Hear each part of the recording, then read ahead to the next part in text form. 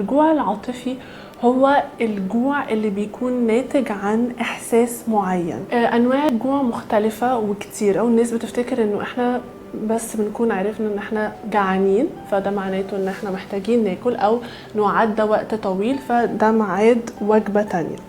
في الحقيقة لا، في انواع جوع مختلفة. زي مثلا الجوع العاطفي. الجوع العاطفي هو الجوع اللي بيكون ناتج عن احساس معين، خصوصا او اكتريتهم بتكون احاسيس او مشاعر سلبية، زي مثلا الزهق، الاحساس بالوحدة، الزعل، ساعات كمان العصبية. فده اسمه جوع عاطفي. والجوع العاطفي طبيعي جدا وجزء من حياتنا اليومية، ما نقدرش ان احنا نمنعه او ما نقدرش ان احنا نتغاضى عنه، ولكن لما الموضوع بيزيد عن حده هي هنا بتبقى مشكلة.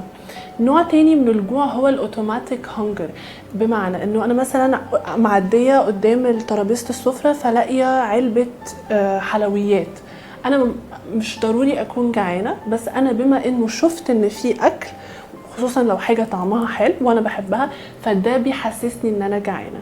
في كمان السوشيال هانجر، او اللي هو الجوع الاجتماعي، اللي هو بكون مثلا خارجه مع صحابي، فالبوندنج اكتيفيتي او الحاجه اللي احنا هنعملها مع بعض هي ان احنا هناكل. في كمان حاجه اسمها ماوث هانجر. ماوث هانجر من الاسم بتاعها جوع بيجي في منطقه الفم، وهي بتبقى عاده حاجه شبه الكريفنج قوي، ان انا ببقى عايزه اكل حاجه معينه في وقت معين ودلوقتي. فدول اكتر انواع الجوع المنتشره. وطبعا في جوع الحقيقي اللي هو انا عديت او قعدت 3-4 ساعات من غير اكل، فده الجوع الحقيقي.